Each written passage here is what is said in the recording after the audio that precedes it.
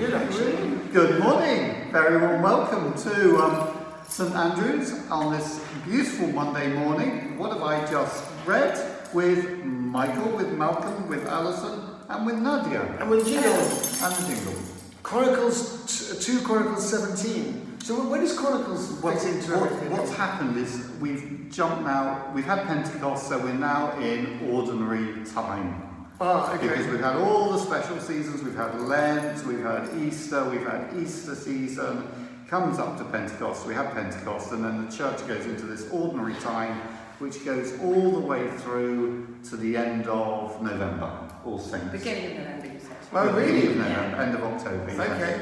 Wow. So we sort of hit a new cycle of readings. Right, so it's basically the next 6 months. Yeah, Okay. and so this is And Chronicles is what? Chronicles is obviously chronicling something. Chronicling the history of the king. the kings. And Okay. what we've done is we've hit it right, well actually towards the end of Chronicles. Right. There's 1 Chronicles and 2 Chronicles, and so there's no reason necessarily why 2 Chronicles 17, but that's... But Judah's already established, is that right? Or he exists as a separate entity from Israel? Or he's still... Judah and Israel have separated, they're Right. 2 separate entities. Right. And the point here is that Jehoshaphat is somebody who is following God.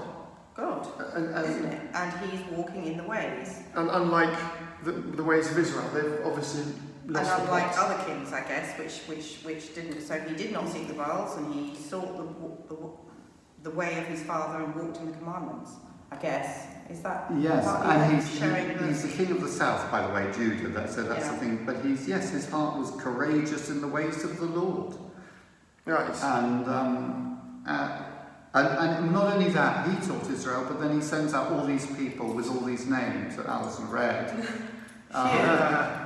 He sent them out to preach.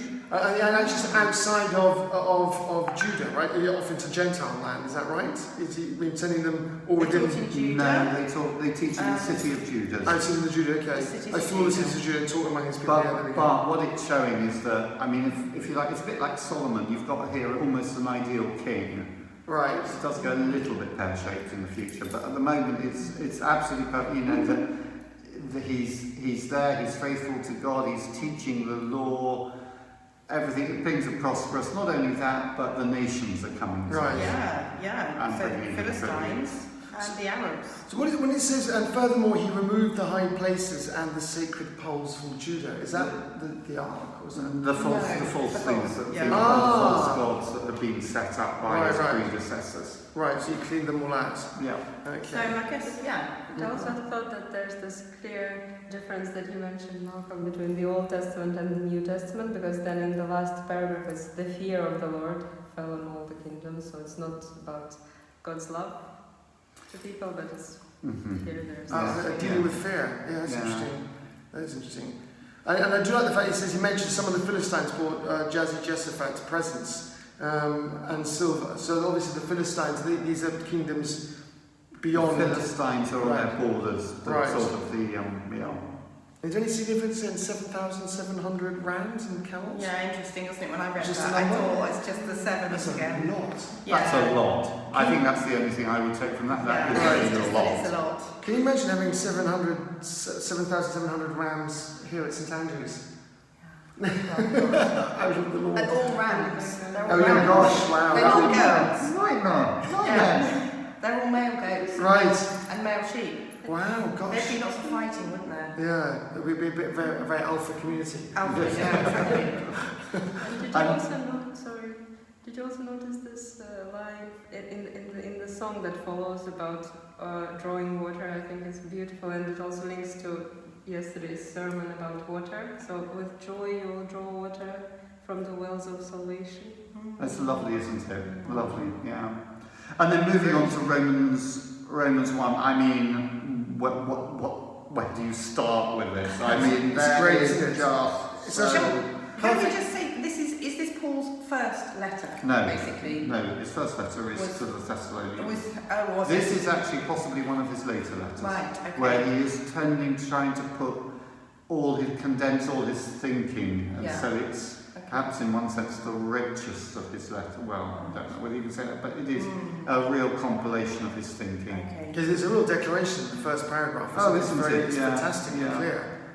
Wow. It's a good definition. Yeah. I do remember reading one book that was called, or at least being told to read it, I'm not sure I did read it, through whom we have grace and apostleship to bring about the obedience of faith. And that phrase, obedience of faith, was the title of the book, and it said what the book of Romans is all about. Right. It's about the obedience that comes from faith, It does talk Ah, about or that, the doesn't it? obedience that is Yeah. faith. At the end, That's it's the one interesting. who is righteous will live by faith.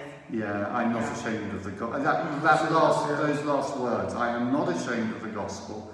Why? Because there were people who might have been feeling ashamed of the gospel for lots of different reasons. But he says, it is, this message of Jesus Christ is the power of God for salvation to everyone who has faith. Jew, Gentile. It's very clear, isn't it? Because it brings about the obedience of faith among all the Gentiles. Yeah. For in it the righteousness of God is revealed through faith, for faith. Yeah. And again, there's a great quote from the Old Testament. We read this recently. The one who is righteous will live by faith. And essentially, he says, it's interesting how he says to the Jew first, and then also to the Greek, the end, and it's actually open. It's open to all. And that's what Jesus did. When Jesus came, he went first to the Jews. Right. He said, that's why I've come. But then it was opened up to the To Gentiles. everybody. Yeah. It's amazing. That's a great passage. Lovely. Have a wonderful day. Had a great week. And hope to see Enjoy you the sunshine. tomorrow. Yes. Bless you. Bye. Bye-bye. Bye-bye. Great. Thank you.